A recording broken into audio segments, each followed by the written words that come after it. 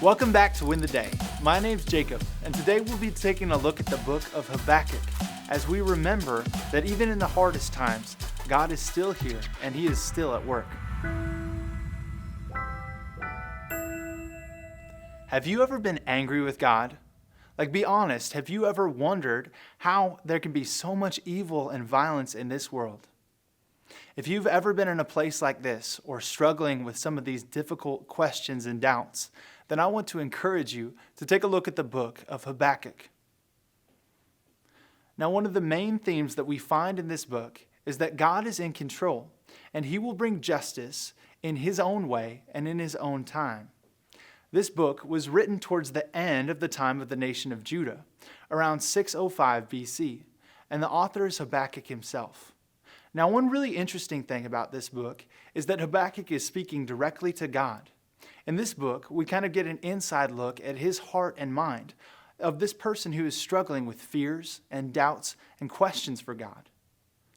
Now, this book essentially functions like this. It's a series of questions and charges that Habakkuk has for God. He wants answers for why God allows evil and injustice that he sees all around him in the nation of Judah. Now, the people all around him are violent and corrupt, and they take advantage of one another.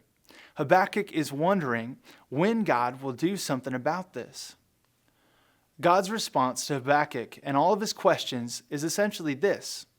He will raise up the nation of Babylon and bring down Judah and bring down justice for everything that they've done and for all of their evil. But this doesn't seem to be a very good answer for Habakkuk. God points to the fact that He will bring down Babylon and every evil nation at some point, but in His own way. God promises that He will one day restore His people and bring an end to all of the injustice and corruption in the world. God gives His response in this way in Habakkuk chapter 2, verses 2 through 4. And the Lord answered me, "Write the vision, make it plain on tablets, so he may run who reads it. For still, vision awaits its appointed time. It hastens to the end. It will not lie. If it seems slow, wait for it. It will surely come. It will not delay. Behold, his soul is puffed up. It is not upright within him, but the righteous shall live by his faith." I love this passage for two reasons.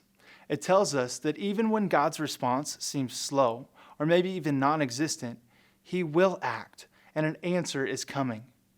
Even when our soul is struggling with suffering and with all sorts of evil that we see around us, we have this wonderful encouragement that's quoted 3 times all throughout the New Testament.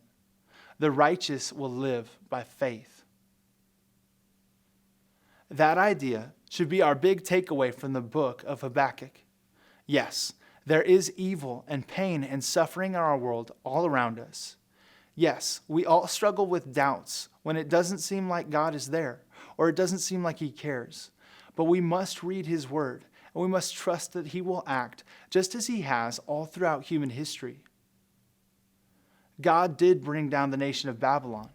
God did send a Savior, just like He had promised. So when the evil of the world seems overwhelming, we can trust that He will return again and bring us to be with Him in heaven, just as He said He would. So let's learn from Habakkuk's example and remember this. Even in the hardest times, the righteous will live by faith.